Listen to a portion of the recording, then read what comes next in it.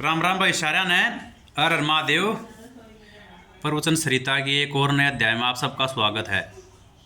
तो भाई हम शुरू से यह चर्चा लेकर चल रहे हैं कि इस सृष्टि में परमात्मा के सिवा कुछ भी नहीं है, यो सब माया का बनावट है और यह भगवान की माया अंतहीन है, इसका कोई अंत नहीं है, इस तक कोई पार नहीं पा सकता इस माया तक।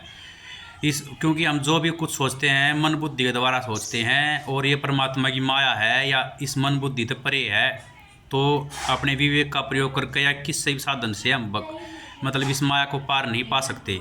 ये इसका पर्दा हमारे हटते हटेगा नहीं।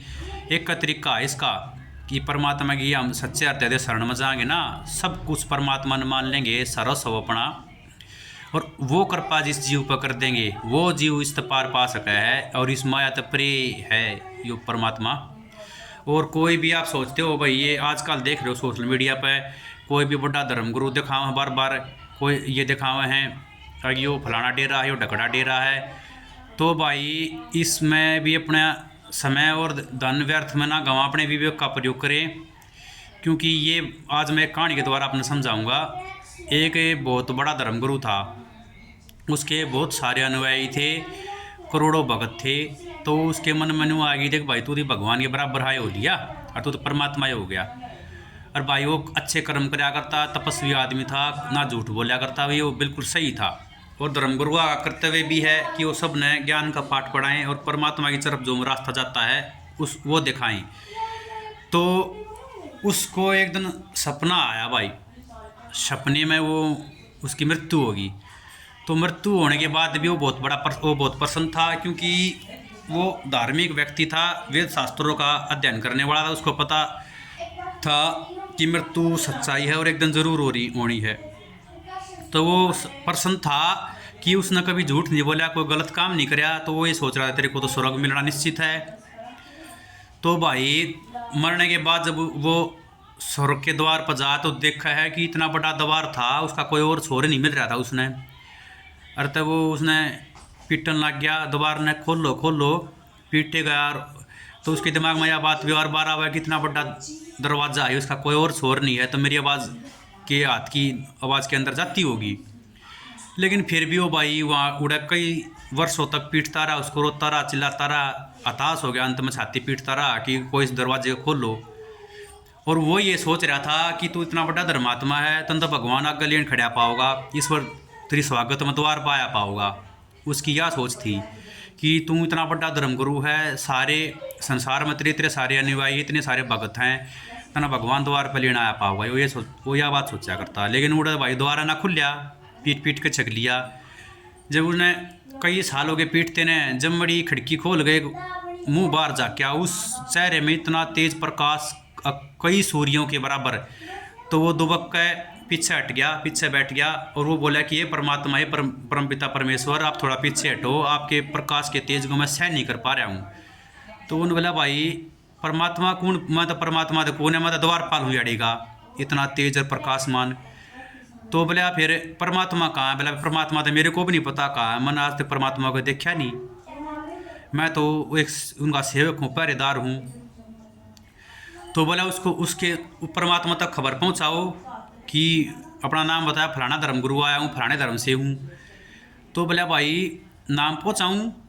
और तब बोला भाई इस नाम नूम तो ना पावे, तू ये बता तू कौन से कहाँ से आया? बोला पृथ्वी से आया हूँ। बोला कौन सी पृथ्वी से आया है? और तो बोला कौन सी पृथ्वी से आया हूँ, पृथ्वी तो एक है हमारी। न बोला भाई इस पूरे विश्व में अनेक ब्रह्मांड हैं, और तेरे को ये भी बताना पड़ेगा कि कौन से सूर्य के परिवार से आया हूँ। अनेक सूर्य हैं अनंत, और अनंत पृथ्वियाँ हैं। तई नू बता तो कौन से सूर्य के परिवार से आया है और कौन सी पृथ्वी से आया है।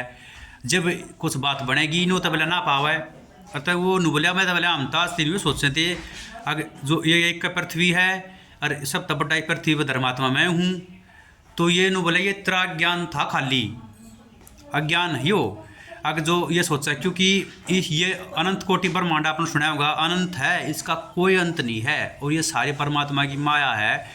तो वो यह बात करते करते बोला सोचते सोचते वो बिल्कुल घबरा गया और उसकी नींद खुल गया है धर्मगुरु की। जब वो उठ कर सोचा, उसने उस दिन इस चीज़ का बोध होया कि अहंकार वश में ये सोच रहा था कि इस या पृथ्वी है, इस सृष्टि में सबसे बड़ी है। और इस सब से जो बड़ा धर्मात्मा इसका जगत का मैं हूँ, तो मन तो परमात्मा द्वार पे खुद लेना आ पाऊँगा। तो उसने उड़ जाग बेरा लग गया, इतनी सारी पृथ्वियाँ हैं, इतने सारा और भी ब्रह्मांड हैं जिसका कोई अंत ही नहीं है। तो कहने का मतलब ये है भाई, ये शास्त्रों का स्वाध्याय करो और जो धर्म का पूर्वक मार्ग है उस पर चलो। मैं ये नहीं कहता कि ये सभी पाखंडी या ढोंगी हैं, बहुत सारे धार्मिक जो अपने संस्थान या धर्मगुरु हैं वे आध्यात्मिकता का सही रास्ता भी दिखावे हैं। लेकिन आजकल पाखंडवाद बहुत ज़्यादा चल रहा है, इसलिए अपने विवेक का प्रयोग करें और सही स्थान पर जाएं और सही गुरु की तलाश करें, जो आपने परमात्मा की तरफ जाने की यात्रा आपकी सुगम बना सके, परमात्मा को जानने में और स्वयं को जानने में आपकी कुछ मदद कर सके। इसे व्यक्ति विशेष या इसे गुरु की शरण में जाओ, जिससे आपका भी कल्याण हो। और विवेक का प्रयोग करें, इसमें बुद्धि का प्रयोग करें, क्योंकि आजकल धर्म को व्यवसाय बना रखा है, पाखंडवाद फैल रहा है, उसके नाम पे खाली अपना बिजनेस फैला रहे हैं, अपने अलग अलग संस्थान खोल रहे हैं। को उसके धर्म के नाम पर दवाई बेचा है, को जड़ी बूटी बेचा है, को झाड़े लावा है। तो इस चीज़ से बचें, अपने विवेक का प्रयोग करें और जो परमात्मा की तरफ सही मार्ग जा है उसी का चुनाव करें, अपनी बुद्धि का प्रयोग करके। और भगवान की कृपा से ही आप सही गुरु की शरण में जा सको हो और उस परमात्मा को पाने में आपकी मदद होगी। और ये भी तभी संभव होगा जब आप परमात्मा से इसके लिए प्रार्थना करेंगे, सच्चे हृदय से उनकी शरण में जाएंगे। तो आज के लिए भाई इतना ही। इस कहानी का निष्कर्ष मैंने आपको समझा दिया। अगर आपको अच्छी लगी हो तो कमेंट करें, और अगर इसमें कोई त्रुटि नज़र आए तो भी आप अवश्य कमेंट करें। और ज़्यादा से ज़्यादा चैनल को सब्सक्राइब करें और अपने मित्रों के साथ भी शेयर करें भाई।